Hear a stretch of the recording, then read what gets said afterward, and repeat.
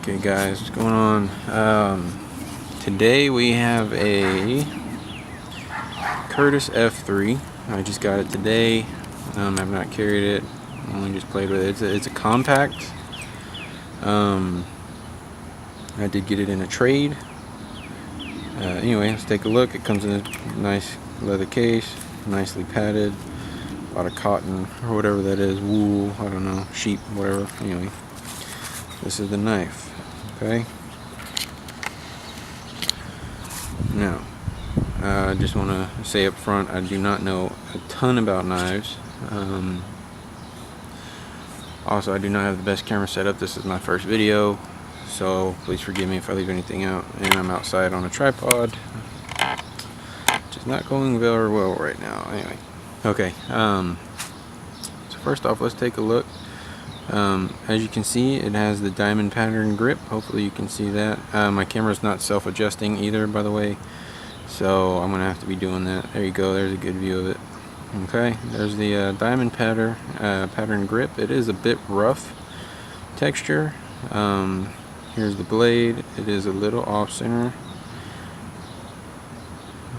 which I do not like. Anyway, very thick. Here is the pocket clip, hollowed out right here, skeletonized, whatever you want to call it. Pivot is huge. It does run on IKBS bearings, which means it's like a loose bearing system, if you don't know. They have caged bearing systems, which is a lot better. Also, full disclosure, I took it apart and I did lose one single ball. I don't think that would play into the crookedness of the knife. There's a spine. Anyway, so let's open her up.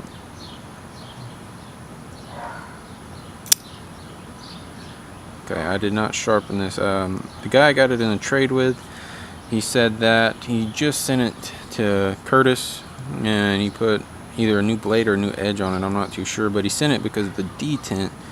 You see that ball? The ball on this thing is humongous. The detent ball, very positive little ball. Like I said, I don't have a self-adjusting camera, so I'm trying to catch it whenever it's adjusted. Sorry, I know that sound is going to come over there, so this is also weird for me to do behind a camera. I know it looks like I'm going to cut myself, and I probably will because I can't see the knife. So as you can see, this is a F3.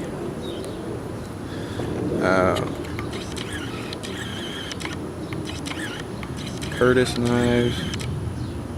I think you can get that. Okay, like I said, I did not put this edge on it. I do have a wicked edge, so that's the edge it came with. Okay. Alright, things I don't like about this knife, and then things I do like. The biggest thing is it's probably about a $550 knife, maybe $600. Depending on the situation. Supposedly the backspacer is an upgrade from just the standoffs. This is my biggest issue. I'm going to try and do it where you can see standing still, or trying to keep it as still as possible. There is, you see that? That is closed completely. It's like the pivot hole is too big. There is rock in there. You can actually see it right there if you look. I'm not moving the knife. Okay, so there's that. I do not like that at all for as expensive of a knife as this is. If I can, I'll try and get in there. I don't think I'm gonna be able to very well. I'll just try and stop. There we go. I think I stopped it pretty good. Anyway, one thing I also don't like is I don't know, but I would assume based off of I don't see many pivots like this, is that he mills his own out or makes them or something, but regardless, it's a $600 knife. And in here, in this little one right here, there are some milling marks, like extra little pieces that are still on there, I guess. And it goes the same for this side.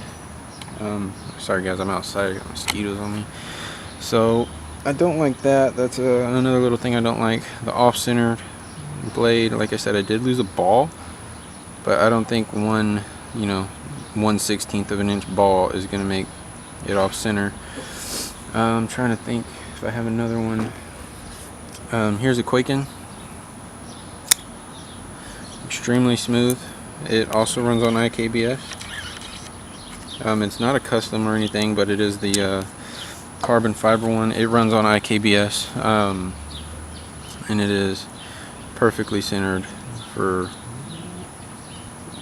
you know, maybe it is, maybe it isn't. You know what, the pivot might be loose on this one. Anyway, I promise it's perfectly centered. It's hard to flip this thing because I'm trying not to flip it and hit the table, but yeah, this thing is awesome. I mean, it's such a light knife. I mean, you've seen that just... Okay.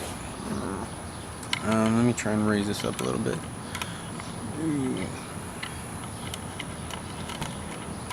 Alright, sorry about that, guys. Okay. Back to the Quaken, back to the F3 Compact. It is a very, very small knife. Here it is in comparison to a standard Southard. As you can see, I mean, the Southard's not even in frame. I'll put it on the other side as well. And as you can see, it is just a much smaller knife. Here is a Benchmade 940. It is just very tiny knife, very chunky too. Here is the width. Okay, so that's a regular Southard. That is the width of the blade. I'm so sorry, guys. I know this is clumsy. I'm just trying to give you guys an idea. And like I said, it is very hard to do behind camera. Okay, so there's an idea of how thick it is. There we go. That worked. Okay, put these up. I love my Benchmade. Southard's pretty nice. I think the detent is messed up on. I got that in a trade as well. Anyway, okay, so I could be wrong, but I think this is a Sponto grind, which means it's similar to a Tonto. Let's see if I have one. I probably do. Here we go. Okay. So this is a Tonto. The really sharp angle right here. Again, try not to cut myself. Okay, so it's like this one, but it's rounded off to be just like that. So it's like this knife, but with a Tonto grind on it, I think. It feels pretty nice. Anyway, I think it is stone washed. I don't know. Again, guys, I'm doing my best here. Don't know that much about knives, or don't know a ton about knives. I know I have quite a good collection. Anyway, not the point. Yeah, the IKBS, I'm not digging it. I took it apart. Like I said, they did go everywhere. I knew it had it, but it's still just, they went everywhere. Yeah, the size of it, I mean, in the hand, I got pretty fat hands. I'm not a fat dude, but I got big fat hands.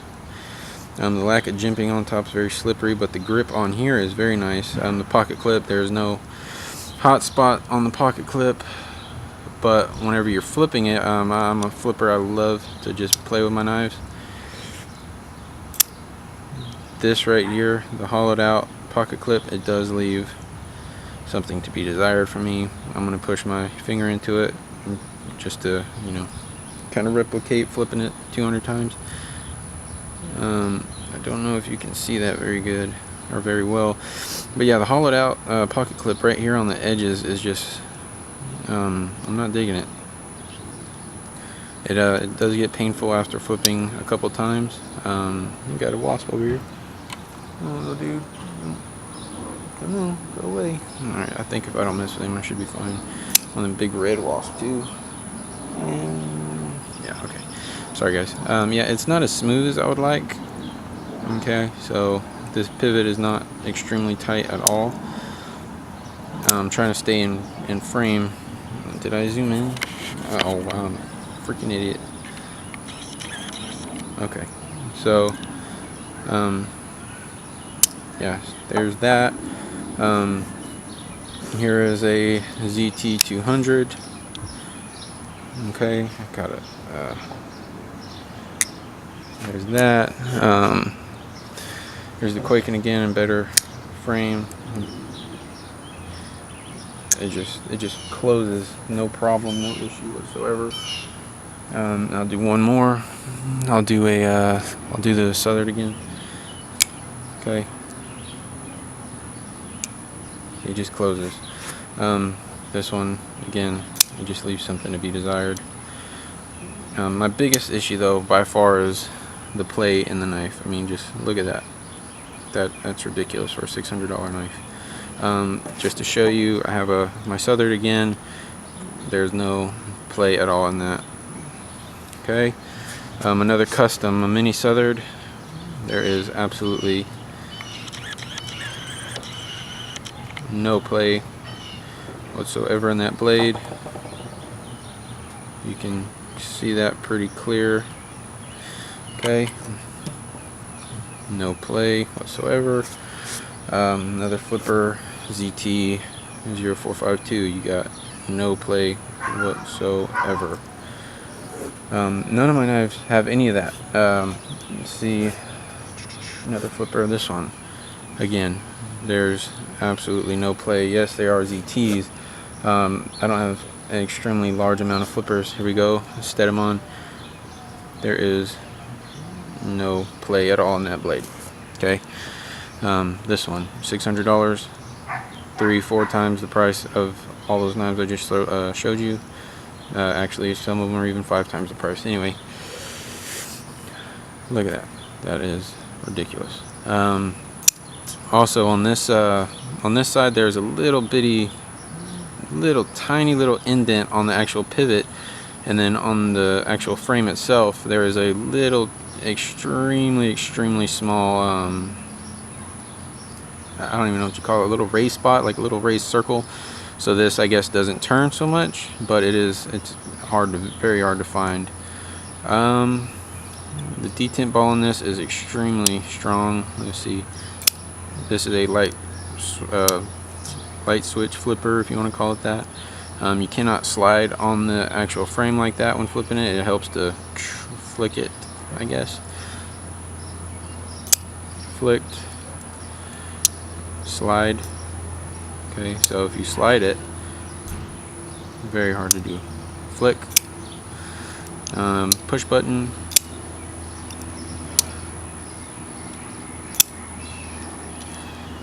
flick, and then I'll say slide.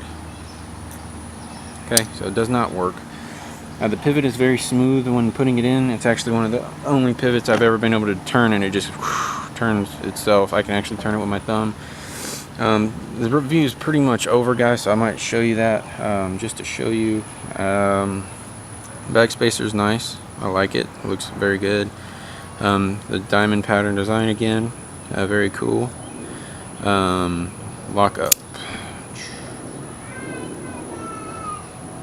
I don't know if y'all heard that, my daughter. Yeah, sorry for any background noise too, guys. Like I said, I'm outside. It's got better lighting than anything I could find inside. Okay, so this pivot is tight. There's no side-to-side play whatsoever. No up and down. Very stout little knife. However,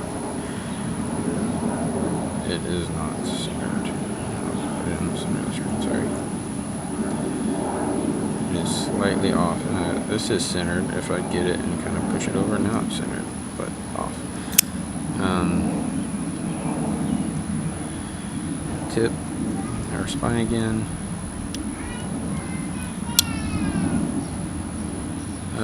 No, there is some jimping. I think it's a little bit hard to see. Anyway, okay, guys. Yeah, for $600, I'm pretty disappointed. I traded a Tonto Omnums on for this, plus some cash. I'm pretty disappointed. This probably is going to end up tearing up some pockets, depending on how tight the clip is. Very little knife. Lack of jimping makes this very slippery, but it is thick enough to where it's very comfortable at the same time. I'm trying to think of anything I missed, guys. Let's show you it closing. Here's the detent. Okay.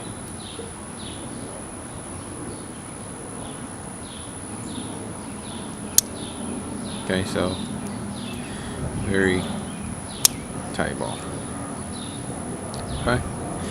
Alright guys, if there's anything I left out, hopefully you can tell me, or hopefully just let me know. I'll try and get it on my next review. I'm going to try and start posting. I'm not trying to make a living off of this. It's just something I do for fun. Yeah guys, for the money, I don't think it's worth it. I would much rather have gotten something else, maybe a full-size one, if that. Like I said, the guy sent it in for detent problems. It wasn't strong enough. So I don't know if Curtis put a bigger ball in there or took it out and re-put it in, you know, a little shallow so it sticks out a little more.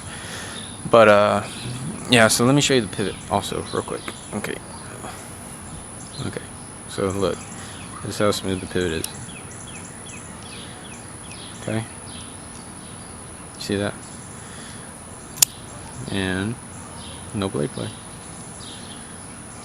So you see, I just loosened it and tightened it with my finger. Let's try this again. It's just, I don't know. There's no blade play like this. So yeah, I don't know why it's off center. Like I said, I did lose a ball. Regardless, yeah guys. So thank you for watching. Leave a comment if there's anything I left out. I'm sorry. I tried to give you a full review. If you're thinking about getting one, I would get something else. I know my custom mini Southern is freaking amazing. I love it so much. It flips no matter what. Like I said, I mean, thumb, everything, and it just, look at that.